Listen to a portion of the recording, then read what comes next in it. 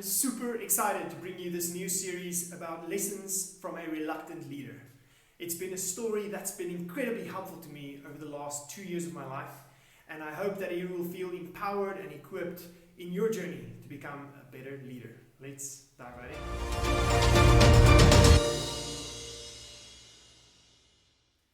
Brilliant! Welcome to this first video about lessons from a reluctant leader. And the first thing that you might be thinking is, Emile, everybody just is not called to be a leader. And that is so true in the context of this story. The person that we're dealing with was a reluctant leader. He didn't feel capable. He didn't feel worthy of being a leader. And so many of us have an immense potential for leadership. In fact, I would say that all of us do. But we have this idea of ourselves, this opinion that we're not worthy to lead. And that's the beauty of this story. And so I'd like you to join me as we unpack this story in the next couple of videos and explore what we can learn from a reluctant leader. Perhaps the best place to start is in the beginning. To create some context, this leader that we're going to deal with, what was the context of where he functioned at that time? We pick up the story in Judges 6 and 7 about a guy called Gideon. Now Israel at the time had just moved into the promised land. They gained this massive area that they now control, and they got distracted. They stopped conquering and they kind of just got comfortable. A new status quo was then imposed on them by the other people that were also living in that space, and there was some moral decay that went along with that. And as a result, they became subject to a different nation called the Midianites. Now what these guys have been doing for the last 7 years is every year as the crops begin to grow, they move in with these huge armies and they oppress the Israelites. They called them locusts. They would come with their cattle, they would come with their armies, and they would consume everything in the land. To such an extent that the Israelites had to hide in caves in the mountains.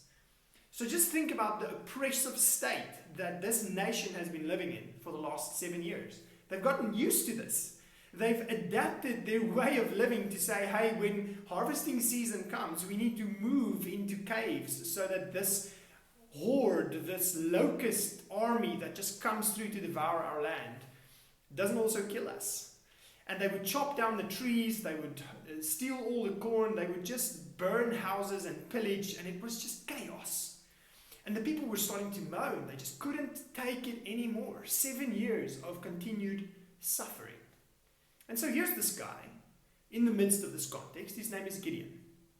And he's trying to make ends meet. So what he's doing is he's literally hiding in a wine press in order to save his grain. Because they're not going to the wine press now. It's not grape season. They don't expect there to be any grapes or anything there.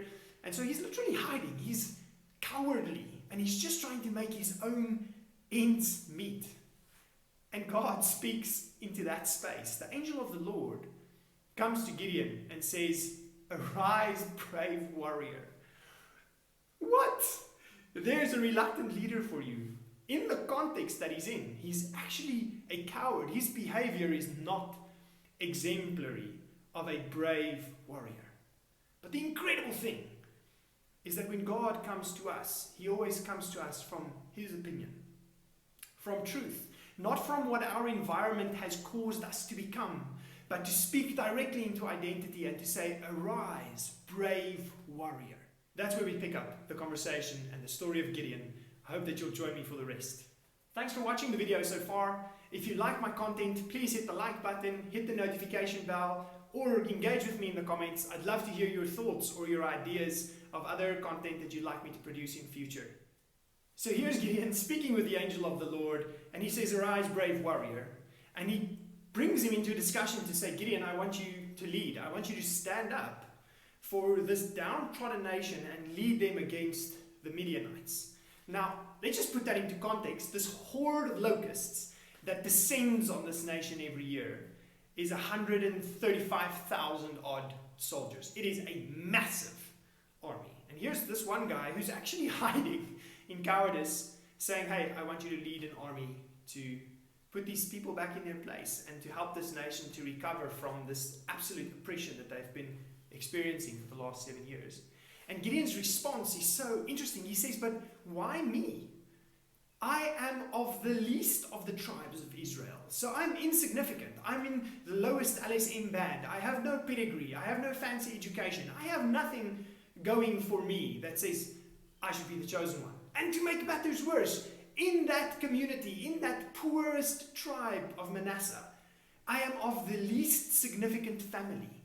I have no family heritage. I have no pedigree as a leader.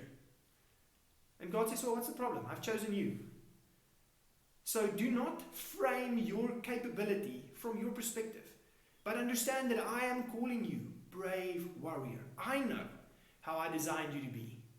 And for us in our journey as leadership, discovering not other people's opinion and allowing those voices to frame our potential, but stopping for a moment to hear what God is speaking over our lives, creates a turning point. It cements an identity in our journey that says you operate from this point, from this place and position, from God's opinion over your life. And if He says you are a brave warrior, guess what? You're a brave warrior. All you have to do is start acting like it. And so comes the call, the question to Gideon to say, are you going to commit to this great calling that I have on your life? And the first thing I expect you to do is to start in your own house. Go break down the idols and the altars and the things that you have placed above me in your life. And he's still so cowardly, he's still so scared that he says, I can't do this because it's at my father's house. There's this tower of Baal and Asheroth, and they are owned by my father. And you're asking me to go break down my father's idols. And I'm scared. I'm scared of his men. I'm scared of my family. And I'm scared of the townsfolk. Because the status quo is really resilient. And what you're asking me to do is to go directly against the status quo. To swim upstream in a very public forum. And I'm not really brave enough to do that. So I'm going to do it at night. And so in the evening he goes with these couple of men and he breaks down the altar of Baal and Asheroth. And he builds an altar to the Lord and he makes a sacrifice that is pleasing to God there. And the next morning, when the townsfolk wake up, they all are confronted with this atrocity. And they're like, what have you done? Who has done this? This person should be held to account. And here we have such a beautiful example of a father that stands up for Gideon and says, well, he didn't offend you. He offended a God. And if the God is so offended, then he must resolve the issue with Gideon, which obviously doesn't happen. And so Gideon steps up to the plate of leadership by first getting his own house in order and aligning his priorities and his objectives with God's opinion. And he's set free to do what God has called him to do. I believe one of the most profound lessons in the story of Gideon is a reluctant leader is reluctant because they do not believe that they have the value to add something to the conversation. And that essence is what makes them such incredible leaders, because they have no overestimation of themselves. They are not prideful and arrogant and self-centered. They do not put their trust in their own capability or their own experience or their own networks or their own qualifications. But they say, I will go because you send me. And there is a profound revelation in understanding that when I recognize God's opinion over my life, then my reluctance will disappear because I'm confronted in the mirror with something that looks different to what I appreciate it to be.